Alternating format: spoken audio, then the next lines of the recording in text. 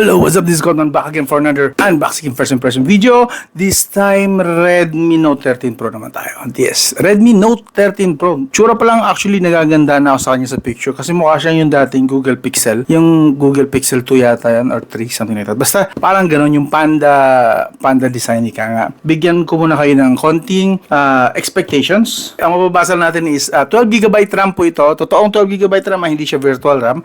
And 512GB na storage. Sulit na rito, hindi mo na kailangan ng microSD or external storage kung ganito lang din naman kalaki, di ba? So, pisa na natin unbox. Yun, no? Eto na naman tayo mag-unbox ng paboritong cellphone ko. Yes, eto na. Uy, meron tayo rito. Hopefully, meron ng kasamang jelly case. Good news, meron. So, meron tayong mga literatures. And of course, yung kanyang jelly case na actually maganda tong jelly case na to kasi hindi transparent. Mas magandang tingnan. May Redmi branding po tayo rito. Alright. Maganda rin yung sa loob na part. May Redmi branding din sa loob. Nice. Sobrang soft lang niya at saka manipis. Pero mukha namang okay. Mukha namang may ititibay. I-test na lang din natin mamaya ng konti ha. Isa-isayin na natin para hindi na tayo babalik mamaya. Uy! Meron tayong 67 watts fast charging. USB Type-C and Type-A na charging cable and data cable na din. Wala na yata. So, ang kasama sa box, yan po. Yan po ang mga kasama sa box. Hop! Ito pala nakasulat naman eh. Ultra clear 200 megapixel na camera with OIS. Sana legit na OIS ito. 120Hz screen refresh rate. So, may pang gaming effect ata ito ah. Full HD Plus na po. AMOLED na rin po. Ultra thin bezel, 67 watts turbo charging with 5,000 mAh battery. MediaTek Helio G99 Ultra? What? Why G99 ito? Secure in-screen fingerprint sensor. Teka, hindi mo makamove on sa G99 pala to? Akala ko Dimensity. May Ultra. Tingnan natin kung ano yung difference sa Ultra version at sa base na G99. Alamin ko yan.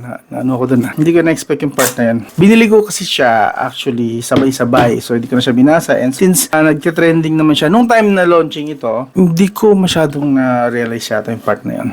Okay, so tour muna tayo saglit bago tayo mag-umpisa. In fairness, meron na siyang screen protector na kasama. Good job Redmi. And sa taas, meron po tayong noise cancellation microphone. So possible na vlogging camera na agad ito. May noise cancellation eh. Meron tayong infrared port. Meron tayong dedicated speaker sa taas at headphone jack. Meron pang headphone jack. Nice. Sa kaliwa is nandito ang SIM tray. Hopefully, may dedicated SIM micro SD card slot. Ay, wala.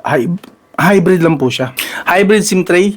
Either dalawang SIM, walang microSD card, or may microSD card, isang SIM lang. Pero dahil 512GB ang binili natin, kahit hindi na siguro dito microSD card, dual SIM na diretso. Siyempre, tetest na natin yan kung okay yung mobile data niya soon. Main microphone, USB Type-C, and the main speaker, I'm sure.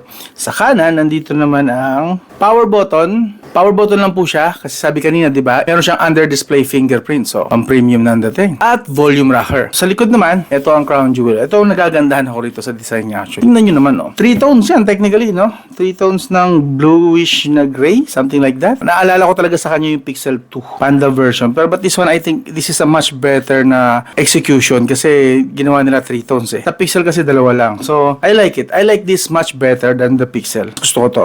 And of course, ang laki ng mga modules ng camera nyo.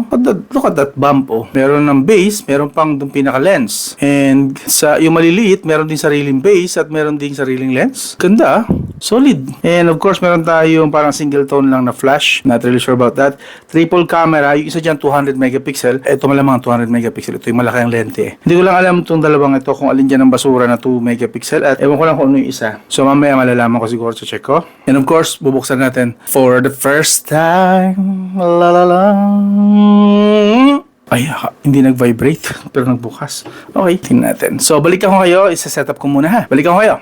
So, ito nga po, na-setup na natin. So CPU throttling test po, sa result po niya is mayroon lang tayong 79% stability Again, this is just the unboxing performance. Siyempre, hintayin natin ng after a week, more than a week, para talaga makita natin yung totoong performance niya. But this one, out of the box pa lang po ito. Huwag niyo muna siyang i-judge talaga. And then, meron po tayong maximum na 155,000 gips. So, nasa lowest po tayo ng gaming capability niya. Goods po yan sa gaming pero low to medium lang. At best high pero huwag masyadong mag-expect na mataas. Mas mataas pa sa high. Okay, medium high, goods pa yan. Pag ganyan 155,000. Minimum yan sa gaming. Dapat may minimum 155,000 gips na score. And then of course, tinry din natin saglit sa Antutu. Nakakuha naman tayo ng 440,748. So, ang GPU niya is half, obviously, 65,000 lang. So, again, ang gaming chipset talaga is dapat mas mataas ang GPU kaysa CPU. So, this is Helio G99. So, optimized lang ito kaya maganda ang performance niya sa medium-high settings. But definitely, goods lang to for budget gaming, not for hardcore gaming. And sa price niya, currently na nabili ko na umiikot ng 15,000, nabili ko po siya ng 15,849. So, technically, this is 16,000 na pala. 16,000 nabili siya sa Xiaomi mismo official. Kung usapang sulit, I'm not really sure pa, titignan natin kasi Helio G99 ang hirap i-justify kung sulit nga ba sa 16,000 ito. But there are factors naman kasi nakasama si Helio G99. So, hindi lang si Helio G99 po ang binabayaran natin dito. Ito po ay binili ko. Kita nyo naman, hindi po ito sponsor. So, hindi lang Helio G99 na binabayaran natin dito. Binabayaran natin din dito yung kanyang AMOLED, yung 120Hz screen refresh rate, yung kanyang in-display fingerprint. So far, very accurate po, hindi pa siya pumapalya. And even dito sa kaliwa na niregister ko rin, okay na okay po siya sa under-display fingerprint. So, maraming factor po tayong binabayaran dito, hindi lang Helio G99. So, basically, don't expect na Helio G99 lang po ang i-discuss natin dito. Another factor din pala is, this is a 12GB RAM, 512GB na storage. Okay, so ang laki din, 512GB. So, additional po yun sa babayaran natin. Kaya siguro siya umabot ng 60,000. Right now, hindi ko pa siya ma-justify kung sulit talaga yun. And then, of course, bago tayo matapos, tinest din natin yung camera niya saglit. So, actually, maganda ang camera niya. Hindi ko ina-expect yung ganda. So, kung makikita natin dito, maganda yung kanyang kuha. Maganda, hindi po siya nag-oversharp. Natural po yung linaw ng kanyang camera. Again, this is 200 megapixels. So I guess doon nagkikick in yung kanyang linaw. And then lipat tayo saglit. Dito okay na to. Normal po ito na shots ha. These are normal shots na wala pang bokeh pero in fairness, nagkukusa siyang slightly bokeh effect. And napakalinaw po ng kanyang detalye din. Wala pa ako nakikita so far na oversharpening pero meron ako nakikitang bahagya lang na blurring sa gilid sa mga corners. But I guess that's understandable given na pang social media lang naman ang uploads ng ganito. Yes, maganda to. This one too, ang ganda. Ang ganda actually ng kuha na to. I'm sure hindi maganda yung overall. Pero yung linaw kasi, kita nyo ba yung linaw na yun? Yung detalye, nakuha niya. Pati yung insekto doon na sikada na, napulot ko lang yan, yung sikada na parang shell niya, exoshell niya na naiwan doon sa labas namin. Pinasok ko rito, ang cute lang. So kita nyo, ang ganda ng detalye. So, kitang-kita niya rito. So, ang ganda po, nagkikikin talaga yung 200 megapixel dito plus yung processing siguro and optimized na version ng Helio G99. And siguro, i-research ko rin yung Helio G99 Ultra na yan. Kung anong difference talaga niya. Kung may difference nga ba talaga sa normal na Helio G99. So, this one, again, maganda. Sakto yung blurring sa likod. Hindi po artificial yung dating. Ang ganda. Natural po yung blurring sa likod. So, okay po siya rito. And dito naman, yung detalye sa buhok ng aking fur cap. Medyo hirap siya ng konti lang kasi medyo low light ang kuha na ito. But the rest, ito medyo malapit sa kanya, nakuha na naman niya na maayos. Kita niya rin yung mga balahibo ng husky ko dyan na dumikit na sa ere. And then, this one, okay din ito, medyo low light. Maganda yung kuha ni Sanji rito. Nakuha na pa yung balahibo na nakadikit sa mukha niya. And then, dito okay din. Medyo nagtitake effect na dito ang konti lang yung kanyang sharpening. And then dito, yung pinakamalayong figure is yun. Nakikita nyo, nagkakaroon siya ng parang glaring doon, no? Parang double effect siya. So, yan. Low light po kasi ito. So, medyo guess natin yan. And dahil dyan, mas na-appreciate ko actually na meron siyang maayos na dynamic range. Kasi dito napakalinaw, slightly nag-oversharpen, and then dito nag-umpisa na siya mag-blur. So, maganda yung kanyang dynamic range. Napipick up niya yung every level ng distance na ng picture na to. And then dito, okay din. Malinaw yung kuha na malapit, and then blurred sa background. Wala tayong masyadong tapyas na kuha. Good. Ito, gandang-ganda ako rito kasi ito, bokeh effect to. Kinuhaan ko siya ng bokeh effect para maganda ang result niya pag ini-evaluate na natin. And yun nga lang, medyo pumalya sa rito na part. Yung leaves dito, binlur niya din. So, doon nagmukha lang siya. Doon siya na medyo pumalya ng konti. Medyo nag-artificial sa doon. But the rest, kahit na dito sa loob-loob na to, okay. Pero hindi naman siya noticeable, no? Hindi naman siya ganun ka-obvious. Ito naman yung sa selfie camera, ano? Sa selfie camera po niya, pansin natin medyo nag-take effect yung beautification, nabubura niya ng konti yung balat ko, kaya nagmumukha ako makinis at maputi, pero hindi po ako makinis talaga. Ito, wala pong bokeh effect, wala portrait, this is normal shots. So, makita nyo, medyo malinaw pa yung background, pero at least nasa-separate niya na maayos, and magandang kuha actually. Yun nga lang, medyo may konti nga lang din na, bahagya lang, sobrang mababang hint lang ng beautification. And then, finally, ito may bokeh effect. So, nabura niya na maayos yung, or na-blur niya na maayos yung gilid. And konti lang yung palya niya dito. Dito lang sa part na to, and then some parts dito. But the rest, okay. And finally, sa video, hello, what's up? This is Kotman. So, ito po yung kanyang front camera. Nagmamax out siya both 1080p at 60 fps sa front and back. So, pareho pa ang output. So, sadly, hanggang 1080p lang. But, I think, hindi naman siya bad. Not bad at all kung tipong pang 1080p lang din naman ang taste mo. Like, pang social media lang naman kasi ang, like Facebook lang naman ang pag-upload mo. I guess okay lang to. But if you're a YouTuber, 1080p is nasa minimum ka na eh. Nasa minimum lang yung upload mo na quality. So, okay lang siguro to kung hindi ka pa maselan. Pero if kung veterano ka na, of course, hahanapin mo na yung mga 4K 60 fps na resolution. But nevertheless, okay pa rin naman siya, 1080p goods. Wala akong masabi, and this is 60 fps, so napaka-smooth po. Tipong I'm not really sure kung may stabilization. Siguro paglabas ko na lang sa detalyadong review, doon natin i-check yung stabilization niya. But this one hindi aggressive at yung ano niya, kita yung mga butlig-butlig ko, yung mga mga imperfections ko sa mukha. Then kamusta naman po yung microphone? Okay ba? Effective ba? Kasi may ma-under doon na electric pan. Rinig ba? Hindi ba umuhugong? So okay ba siya for vlogging, at least man lang? Di pa tayo sa rear camera kung same quality, kung kasing ganda rin ng front. So this is the 1080p 60 fps maximum na rin again sa rear camera niya. So yun. I believe dapat may stabilization to, pero sa detalyadong review, sa second video na natin siguro ipapakita yon kasi hindi nasa loob pa tayo ng room. So konting panning lang muna tayo. So try natin mag-zoom in nga doon sa likod. Aba, not bad This is 1080p. Medyo nasa-soften na yung details, pero at least usable pa rin. Ano nga pala yun 6 times maximum 6 times maximum zoom. So balik tayo. Yes, okay naman siya actually. And try natin ngayon on the focus test. Focus.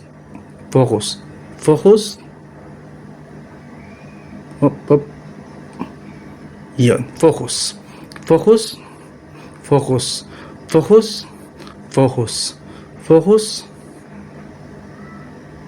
Okay.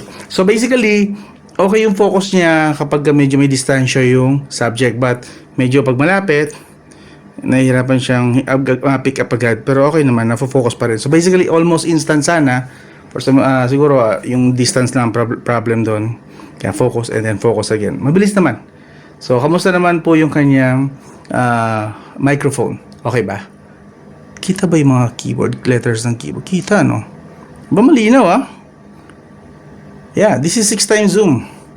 1080p yan, Not bad. Zoom out. Yun. So, yun po.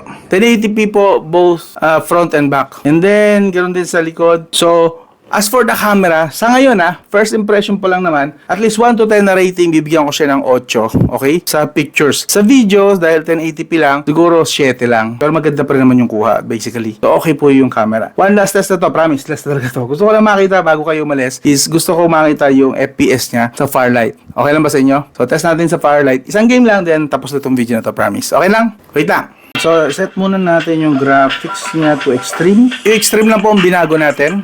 Hindi po natin binago yung graphics. So, smooth lang po. Smooth lang yung graphics, pero extreme yung FPS. So, supposedly, hopefully, makakuha yan. Nakakuha na tayo ng FPS na mataas. Yeah. It's showtime. 8 seconds. So, yun. Andito na rin po yung battery temperature. Dalawa na po nilagay natin. And if ever na wala pa rin kayong tiwala dyan sa battery temperature na app, meron din po tayong gun. Okay? So, 37.9 or 38. 38 din naman yun nandun. So, basically pareho. Yun lang, sa mga wala lang tiwala sa app, marami kasi dyan sa inyo ma-arte rin sa review. So, just kino-cover lang natin lahat para realistic po, wala pong daya itong test na pinapakita ko sa inyo. Let's go!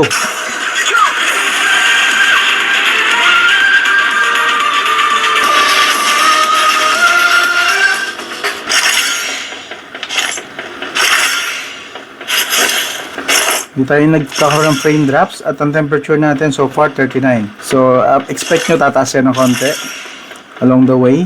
Ang graphics po natin, paalala ko lang sa inyo, nakasmooth lang po. Smooth graphics pero extreme yung FPS na kinuha natin. Yes.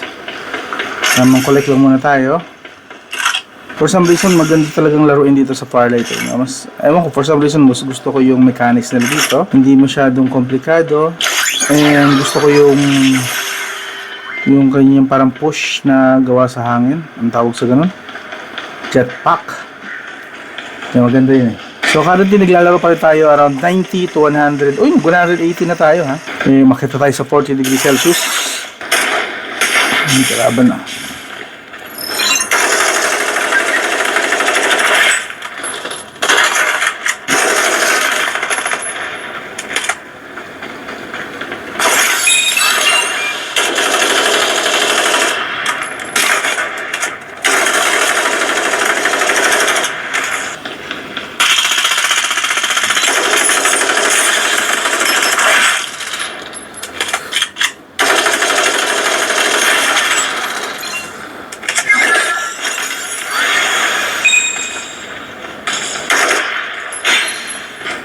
Advantage ng makunat at matandang chipset. The Helio G99. This time may Ultra na siyang pangalan.